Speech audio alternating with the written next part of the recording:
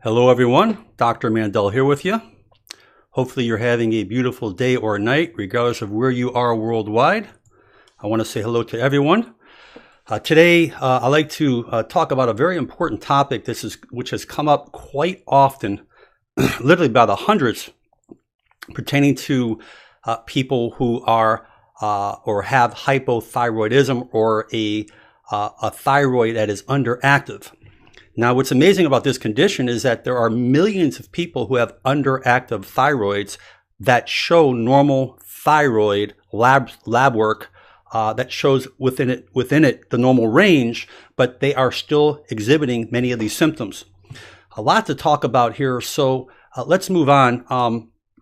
I just briefly want to state a couple of things about people who have hypothyroidism. Generally, you're going to have a sluggish metabolism. This basically states that the thyroid is not producing enough hormone. And as a result of that, your metabolism slows down, your energy is different, the way it metabolizes, and you're going to have a sluggish lack of energy, as well as a slow metabolism, which would make you to retain weight and gain weight a lot easier. I'm going to talk about some interesting things and topics. Obviously, the key thing here is when you have a normal thyroid, you have a normal metabolism, and therefore it's easier to keep the weight off rather than the weight on. And obviously you're not going to have a lot of these symptoms that we're going to talk about. The other thing is, as a result of having the extra weight, this can lead to other secondary problems like cardiovascular, diabetes, and conditions that we don't want. So just because one thing is there, it doesn't mean it cannot affect other things as well. When we look at the person who is hypothyroid, generally if they feel cold a lot. They know that their temperature is on the lower side. In other words, the furnace is not working. In other words, the cooking is not working. It's not burning. So therefore, it affects many other things as well. The important topic here is about coconut oil. I know that we've heard a lot of negative things about coconut oil recently from the American Heart Association. You could see my video on that on my channel. And then once we put that video out, my channel kind of went crazy because we're getting many of these people worldwide who live on coconuts and coconut oil who are healthy with normal lab work, normal blood pressure, normal health, living to be 100 years old worldwide, and we kind of get this scare all of a sudden. And the reason is because I have heard that the companies here in the U.S. have gotten paid off or paying these organizations, they're paying them off because here we got the oils that they're trying to sell that people are not buying. And we won't even go into the negative oils because a lot of those omega-6s are inflammatory as well. So this becomes a whole type of thing when it says, okay, saturated fat, all this saturated fat is bad for your heart. Well, that's not true. We're going to talk about that. So anyways, I would recommend people, when it comes to coconut oils, we need to start using them more in our diet. I mean, cooking with coconut oil is a great thing to use for vegetables. Putting turmerics and stuff inside of there is so healthy for us. But coconut oil has been found to be very helpful. There are numerous studies of hypothyroidism, Hashimoto's, and the scientific data has proved that it increases metabolism. So I always recommend extra virgin, organic in the most purest form, and I recommend people to start out maybe a tablespoon to a tablespoon a few times a day. But you can start out on the lesser amount and see how your body tolerates it. But like anything else you put in your body, you want to gradually build up and see how your body reacts and how it tolerates. So let's go into the jut of our topic here. There is a lot to talk about. I want to kind of move quick. Thyroid hormones are necessary for so many different cellular activities, so many different conditions in our body. People think it's just, regulating our metabolism and holding on to our weight and keeping us from blowing up and stuff like that. But there are many different important things that our thyroid is necessary. Realize that the thyroid, originally the hormones from the brain control the thyroid in the throat. When the throat controls different chemical effects in the body, it's a quite complex thing, and I'm not going to go into the physiology because there's no need to. The bottom line is, I want you to realize that this particular condition causes extreme fatigue. And as I say, because your levels may be normal, you still can be a candidate of having this condition.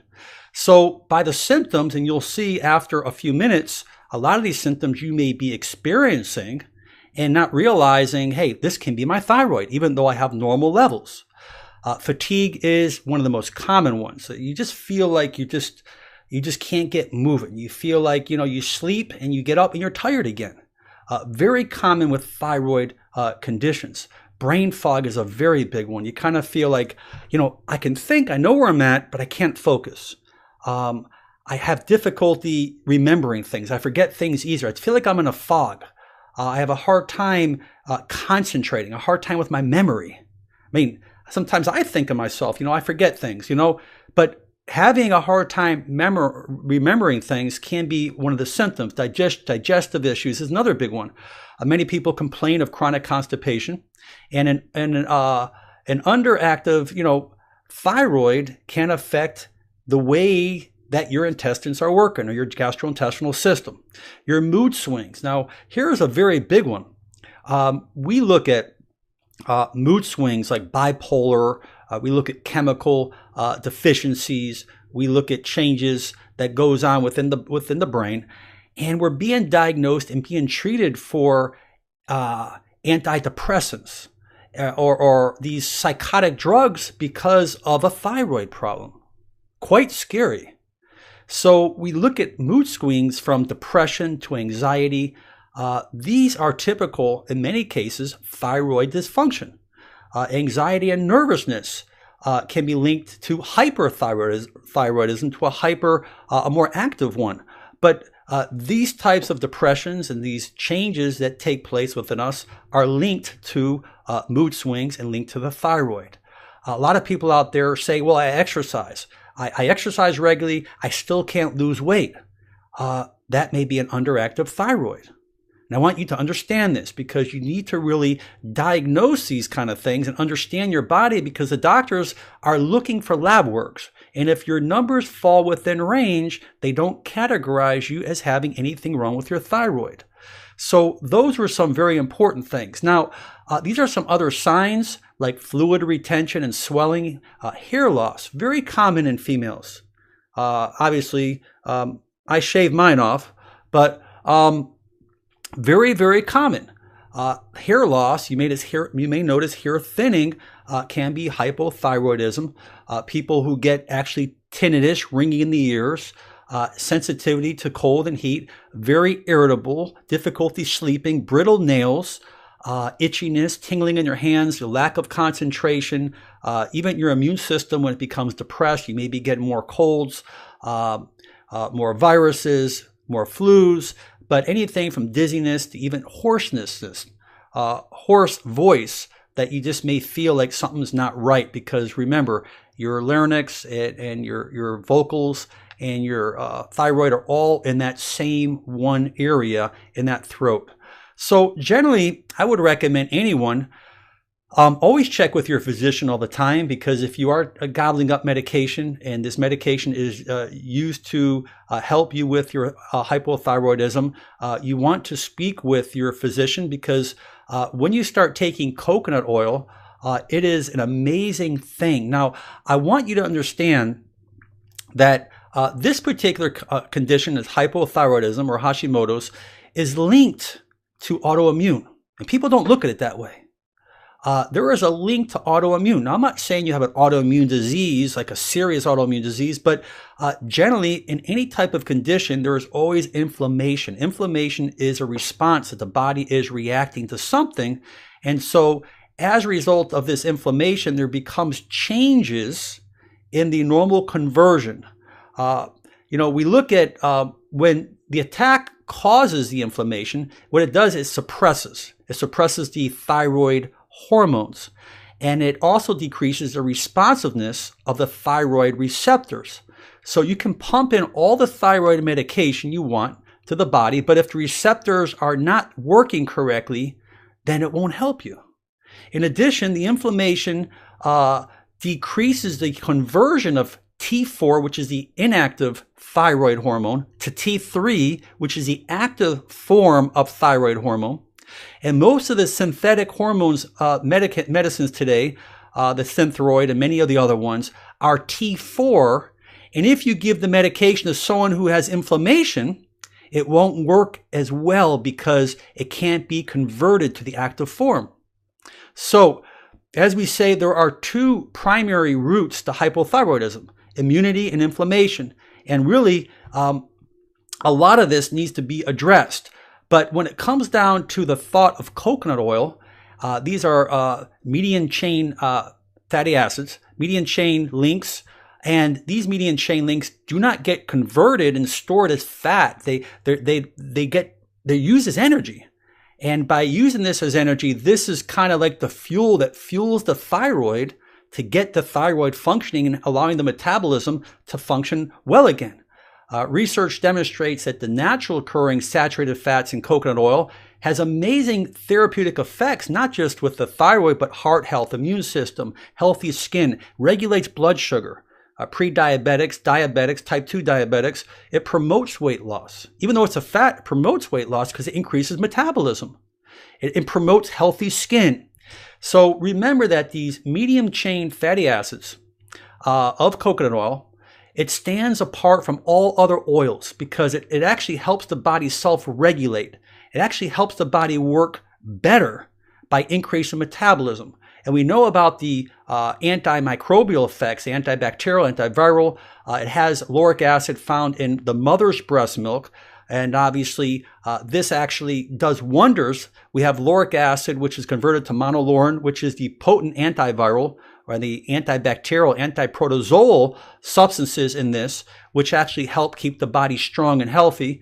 But it's a metabolizing booster. There's so much research, and the point that I'm saying is that what do you have to lose taking something that's natural, must be organic, must be extra virgin, the purest of the purest, and start supplementing this in your diet? There's a lot of people out there that have not been diagnosed as hypothyroidism or anything to do with these symptoms, but again, you may have normal lab work, but you are still falling within this category. As far as I'm concerned, millions of people have this worldwide. Millions, to different degrees. Some are much worse than others, and there are many that need to be treated medically, don't get me wrong, and I'm not going to ever take that away from the medical end, but if you can fuel your system naturally with something that made from the earth that can do wonders for you by increasing the health and the wealth of your body to allow these to allow your metabolism, to allow the immune system, to allow your system to work more efficiently, I think that should be number one. Understand that we understand about good and bad cholesterol, and I also have to tell you, you need to watch your sugars. There's a lot of diseases, Candida albicans and yeast infections and problems that survive on sugar, even like cancers. You need to lower the sugar, eat more lower glycemic sugars. You need to watch the trans fatty acids, the oils that are converted into the saturated, into the solids. You still need to eat properly. You just cannot replace something without looking at your whole spectrum of your food diet. So start drizzling these these coconut oils. We don't say olive oil yet. These coconut oils into your foods. Remember, I believe it's 76 degrees, if I recall, when it turns to a liquid. So when your coconut oil is sitting below 76, it will be a solid. So that's how you know the difference. So as we say, we realize that a lot of hypothyroidism has to do with iodine, and there are different things that can cause it. There are actually allergies that have been tied into, wheat allergies that's been tied into thyroid diseases. There's chronic stress that's been said to be one of the main triggers of hypothyroidism as well. We have to practice good stress reduction techniques. There are certain chemicals and maybe certain deodorants or lotions or things that you're using in your body that can be affecting the thyroid. Remember, you need a lot of good healthy bacteria into the gut because that is your immune system. So probiotics, don't ever leave that out. Kefir, yogurt, or probiotics are extremely, extremely healthy. Don't forget omega-3s. Omega-3s can do wonders, a great anti-inflammatory thing. Remember, we're talking about inflammation and immune disorders.